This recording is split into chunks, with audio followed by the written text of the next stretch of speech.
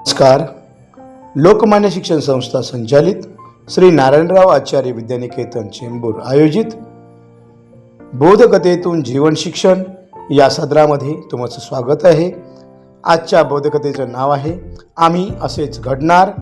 लेखक आणि वाचक श्री रमेश सकट. संकल्पना श्रीमती पूनम राणे. गोष्टीचं नाव आहे आम्ही असेच घडणार. एकदा विठ्ठलाच्या पायावर असलेल्या फुलांनी विठ्ठलाच्या गळ्यातील हारामध्ये असलेल्या फुलांकडे पाहून कुत्सित मनाने कुजबूज सुरू केली. कुजबुजीचे रूपांतर आता भांडणाच्या रूपाने समोर येऊ लागलं होतं. हारातील फुलांनी हे बोलणं ऐकून शांत राहणं पसंत केलं. पायावरच्या फुलांना अजूनच शेव चढला. त्यांनी देवालाही काही बाई बोलायला सुरुवात केली. देवाला कळतच का नाही, आम्ही त्याच बागेतले, आम्हालाही त्याच माळ्याने त्याच रोपांनी जन्म दिलाय. तीच माती, तेच खत, तेच पाणी, तीच हवा, तेच ऊन, तोच पाऊस त्यांनीच तोडलं, त्याच टोपल्या, तीच चेंगराचेंगरी, तोच बाजारभाव, तेच गिराईक. का आम्ही काय तुमच्यासारखे सुंदर नाहीत का? आम्ही तुमच्यासारखा त्रास सोसला नाही का? आम्हाला रंग नाही का? आम्हाला सुगंध नाही का? आमच्यासाठी काय पैसे कमी मोजलेत का? आम्ही देवाच्या पायावर आणि तुम्ही थेट देवाच्या गळ्यात. हा कुठला देवाचा न्याय? आणि ते बघा, ते 150 थेट देवाच्या डोक्यावर जाऊन बसलेत. वा वा रे वा शहाणे. देवाचा काय तो न्याय? काय कोण समजतात हे स्वतःला? कोण? गप गुमान खाली उतरा, नाहीतर आम्ही सगळे तिथे येऊन धिंगाणा करू. देवाच्या गळ्यातील आणि डोक्यातील फुलांचा धिक्कार असो, धिक्कार असो. गळ्यातील फुले आणि डोक्यावरील फुले शांतपणे सगळं ऐकत होते. कोणी काहीच बोलत नाही. हे ऐकून पायावरच्या फुलांना आणखीनच शेव चढला. ते तावातावाने भांडू लागले. हारातील आणि डोक्यावरच्या फुलांना आपण पायाखाली तुडवून टाकू, त्यांचा चुराडा करून टाकू, असे काही बाई बोलू लागले. आता त्यांनी खुद्द देवाबरोबर भांडायला सुरुवात केली. इतका वेळ शांत असलेला देव बोलू लागला. त्याने आधी सर्वांना शांत राहायला सांगितले. सगळेजण देवाचं निमूटपणे ऐकू लागले. देवाला खरं तर सर्वांची दया येत होती.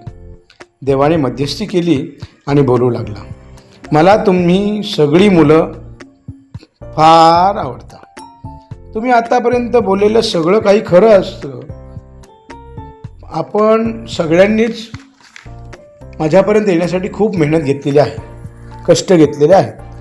तुम्ही जो प्रश्न विचारला त्याचं उत्तर आता मी देतो. जी फुलं माझ्या डोक्यावर आहेत त्यांनी एवढा प्रवास करून सुद्धा आपलं सौंदर्य कायम टिकून ठेवलं, म्हणून ते माझ्या पूजेला पात्र झाले. ज्या फुलांनी माझ्यासाठी हार बनवताना स्वतःच्या शरीराला भोकं पाडून स्वतःला दोऱ्यात गुंफून घेतलं, ते सगळे माझ्या गळ्यातले हार बनले. आणि तुम्ही इतर सगळे इतक्या हाल अपेष्टा करून, सहन करून, त्रास, ऊन, वारा, पाऊस यांच्याशी संघर्ष करत माझ्यापर्यंत येऊन पोचलात आणि पायावर विसावलात. बाळांनो, माझे भक्त ते तुमच्या पायावर डोकं ठेवतात बरं का, आणि तेही माझ्या पायाच्या आधी. तेव्हा मनाला कधीही असे वाईट वाटून देऊ नका की तुम्ही मला प्रिय नाहीत. फुलांना आपली चूक कळाली. त्यांनी मोठ्या मनाने एकमेकांना माफ केले आणि गुण्यागोविंदाने एकमेकांना आनंद देऊ लागले.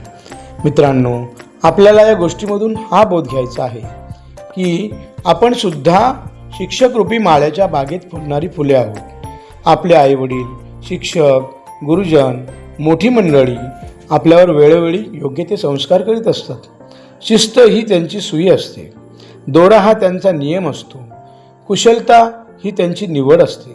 आणि त्या दोऱ्याला मारलेली गाठ ही त्यांची बंधने असतात. सौंदर्य ही आपली मेहनत असते बरं का. आपण या सगळ्या कसोट्यामधून स्वतःला पूर्णत्वास नेण्यासाठी आपल्या जीवनाचा कस लावायचा असतो. म्हणजे यशस्वी जीवनाचे मूल्य आपल्याला मिळते आणि खरंच आपण असेच घडणार. धन्यवाद.